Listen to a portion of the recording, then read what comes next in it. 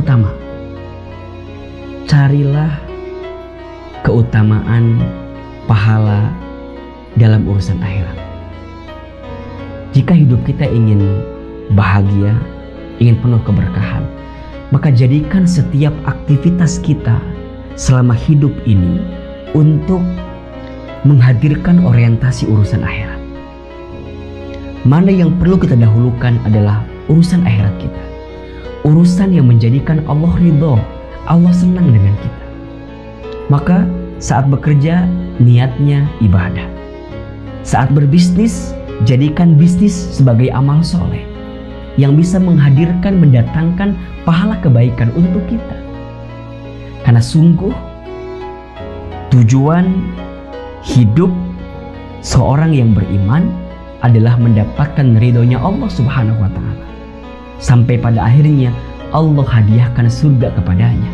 Allahumma inni as'aluka ridhoka wal jannah wa a'udzubika min sakhatika wan nar. Kita berharap ridhonya, berharap surganya, dan kita berlindung kepada Allah dari pedihnya siksa api neraka. Maka jadikan setiap orientasi aktivitas kehidupan kita ini untuk bisa menggapai urusan akhirat, untuk bisa mendapatkan pahala akhirat. Karena itulah hadiah terindah, anugerah terbaik yang kita damba-dambakan selama kita hidup di dunia ini.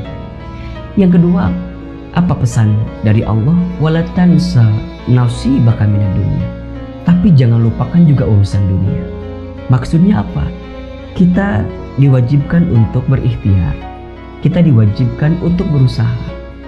Kita diperintahkan untuk beraktivitas dalam urusan dunia kita. Tapi ingat, bukan untuk mendapatkan dunia. Dunia tadi kita dapatkan, dunia tadi kita raih sebagai wasilah, sebagai jalan untuk mendapatkan pahala akhirat kita. Ini yang harus benar-benar kita pahami. Islam mengajarkan kepada kita untuk berusaha dengan keras, bekerja dengan baik. Karena itu merupakan aktivitas yang Allah juga cintai, Allah juga sukai. Tetapi ingat, ketika kita beraktivitas dunia, jangan sampai kita melupakan Allah. Jangan sampai kita melalaikan perintah Allah. Jangan sampai kita melakukan sesuatu yang bahkan Allah mengharamkannya. Berarti urusan dunianya membutakan mata kita, mematikan hati kita untuk mendapatkan pahala akhirat tadi.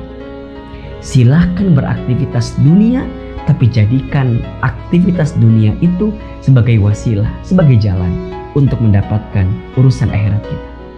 Setelah itu, wa ahsin kama ahsanallahu ilaika, dan berbuat baiklah kepada siapapun sebagaimana Allah berbuat baik kepada. Saat kita diberikan kelebihan harta, ingat, dari harta yang kita dapatkan ada hak orang lain. Keluarkan zakatnya, keluarkan infaknya, keluarkan sedekahnya. Berbuat baiklah dalam kehidupan ini. Karena setiap kebaikan kita selama hidup di dunia akan mendapatkan balasan kebaikan pula. Hal jazaul ihsan ilal ihsan. Tidak ada satu kebaikan pun kecuali balasannya adalah kebaikan pula. Teruslah berbuat baik. Karena boleh jadi dari kebaikan-kebaikan itulah yang akan mengantarkan kita ke dalam surganya Allah Subhanahu wa Ta'ala. Mulai saat ini berpikir yang baik-baik. Mulai saat ini berkata yang baik-baik. Mulai saat ini berprasangka yang baik-baik. Insya Allah, jika pikirannya baik, lisannya baik, prasangkanya baik, maka dia akan mendapatkan yang terbaik. فَمَنْ يَعْمَلْ مِثْقَالَ ذَرَّةٍ خَيْرًا يَرَهُ وَمَنْ يَعْمَلْ مِثْقَالَ ذَرَّةٍ شَرًّا يَرَهُ. Barang siapa yang berbuat kebajikan, berbuat kebaikan, walaupun sebesar biji zarrah, maka Allah akan balas kebaikan itu. Tapi ingat, barang siapa yang berbuat kejahatan, keburukan, sebesar biji zarrah, maka Allah akan membalas keburukan itu. Percayalah, setiap tanaman kebaikan yang kita lakukan selama hidup di dunia, maka kelak kita akan memanen kebaikan pula saat kita kembali kepada Allah Subhanahu wa Ta'ala. Berbuat baik bukan karena kita ingin dianggap baik oleh orang lain, bukan. Tapi berbuat baik karena kita tahu ini adalah perintah dari Allah kepada kita, sehingga kelak Allah berikan balasan yang terbaik atas kebaikan kita. Dan yang keempat, wala tabghil fasada fil ard, dan janganlah berbuat kerusakan di muka bumi. Jangan merusak, jangan menyakiti, apalagi menyakiti hati orang lainnya. Jangan sampai merusak alam yang Allah ciptakan ini, jangan sampai. Jangan mengeksploitasi apa yang sudah Allah berikan kepada kita, jangan. Jangan mengambil hak orang lain, jangan menzolimi orang lain, jangan menipu orang lain, jangan. Sesungguhnya Allah tidak menyukai orang-orang yang senantiasa berbuat kerusakan. Insya Allah, jalankan 4 prinsip dalam hidup ini agar kemudian kita dicintai oleh Allah sehingga mendapatkan kebahagiaan dan keberkahan. Yang pertama, carilah keutamaan urusan akhirat. Yang kedua, jangan lupakan urusan dunia. Beraktivitaslah dengan baik dalam dunia ini sebagai wasilah kita mendapatkan urusan akhirat kita. Yang ketiga, berbuat baiklah selama kita hidup.